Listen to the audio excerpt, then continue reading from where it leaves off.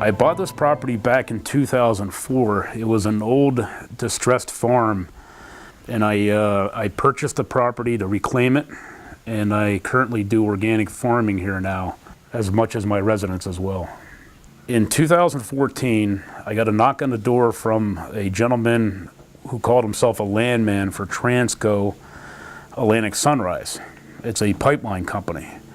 And they came in here and said that a pipeline is going to be coming through my property. That was back in 2014. At that time, the pipeline company representative said they'll work with the landowners, they have environmental concerns, and they will help us in any way or form and pay us handsomely to come through our properties. What happened in my property, it's kind of unique, that the original pipeline pathway coming through my property was only touching one section of the property. When other landowners across the street from me had the pipeline rerouted, it became an issue that came into my property with a couple options going through the property. The one being to bisect my whole property, destroying my whole property basically, or the other option was that the pipeline route would run along the road.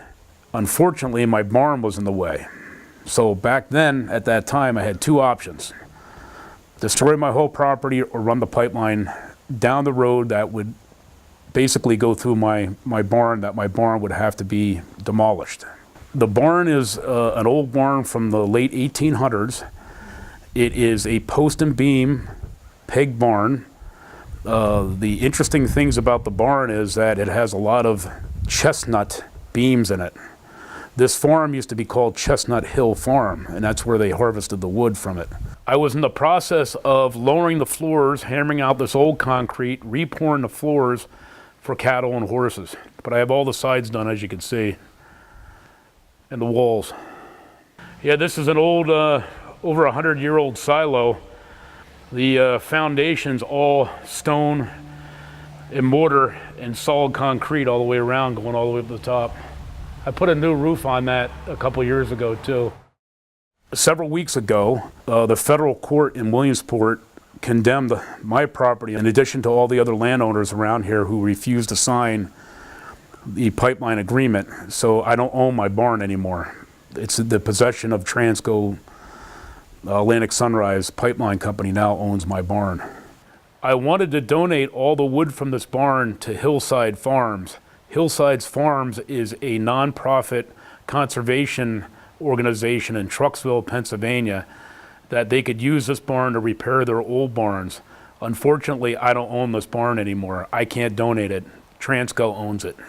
When this all started, the pipeline company and FERC decided to run the pipeline through my barn. And I was agreeable to that under the condition that I got replacement value for the barn. I'll just build another barn on the property. That was back several years ago. The pipeline company and FERC asked me to give them estimates for the value of the barn, and I did. I had an architectural firm come here and gave an estimate, and I also had a local builder come, who's a reputable builder here, give an estimate. The architect was approximately $450,000 to replace this barn as is. The local builder was $475,000. I presented those to Transco and to FERC, and they accepted them, and they did not object to it. It wasn't until after FERC granted Transco the power of eminent domain several months ago that they decided, Transco, that they're not going to pay me for the barn. They said they don't have to pay me for the barn. And that's really where the fight's beginning right now for me.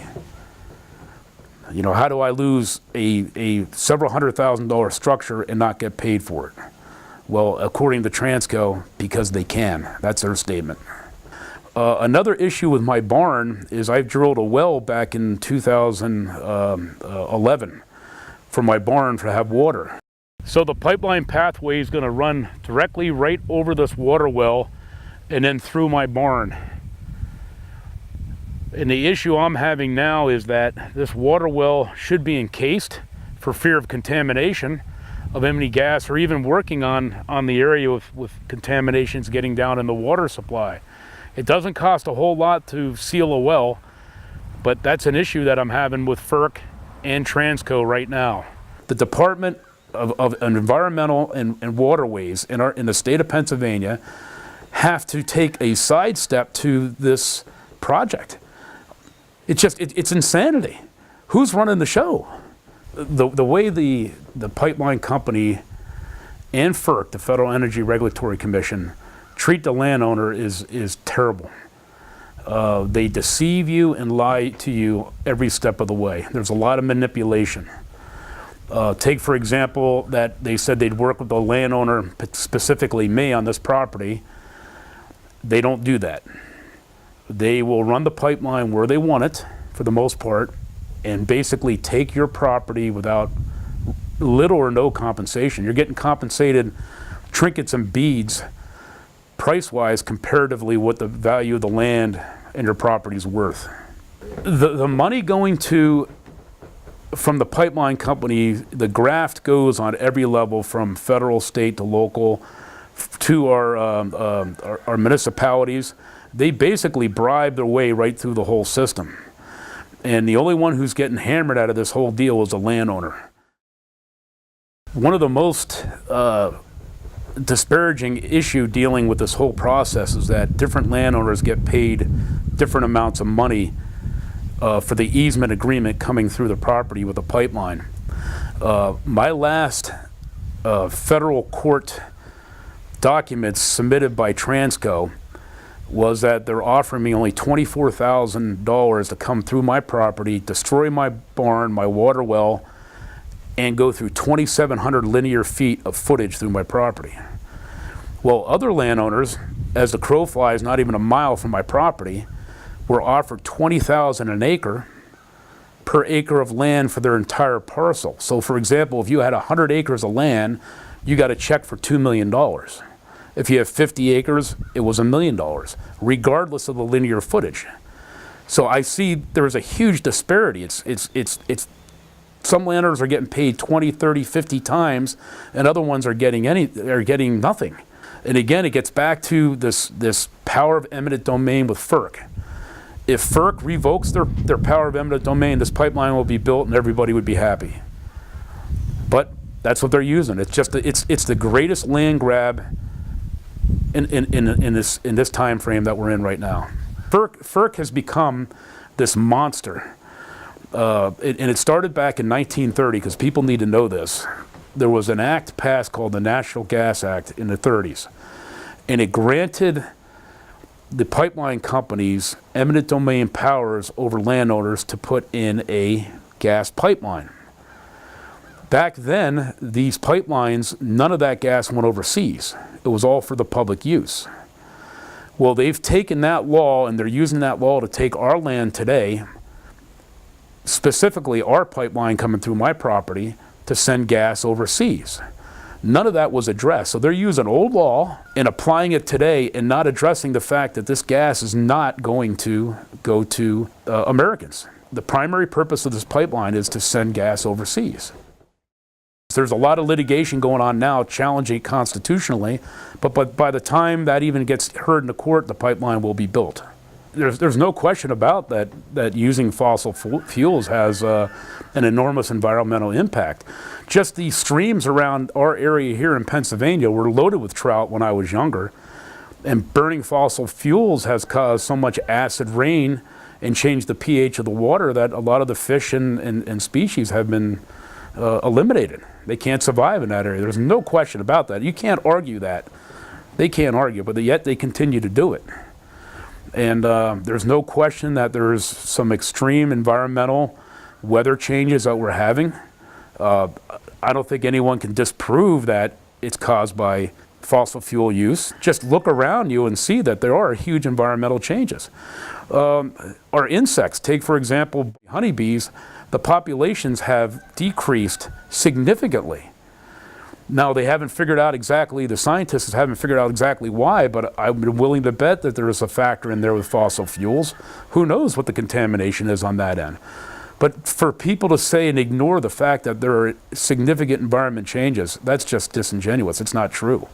You can easily fix the problem with this whole process where, and I think it would be fair to all parties, where that you don't need to have the club of the government, FERC, coming in and taking your land for nothing, for trinkets and beads. The landowner should negotiate directly with the pipeline companies where they can run it across their property, where the landowner is satisfied and the pipeline will be satisfied.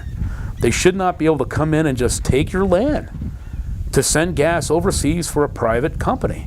It's insanity for their benefit. And on top of that, if you really want to add to it, the landowners where the gas is being mined, where it's being fracked, they're making significant amounts of money with royalties. So landowners north to me, where the fracking is originating, are all going to make thousands and thousands of dollars. They have to take their product through my property, destroy my farm, destroy my building, and I don't get compensated for it. That is just absolutely mind-boggling to me. So you have a private company making billions and trillions of dollars, and you have landowners making tens and tens of thousands of dollars per month for royalties, all to take my property away for their benefit. I've never seen that in the Constitution, that could happen. Somebody has to explain that one to me. My mistake that I made was trying to negotiate and work with the pipeline companies and FERC. Do not let them survey your property until you have your agreed contract and what you're going to be compensated from, or you will lose a barn like this and not get paid for it.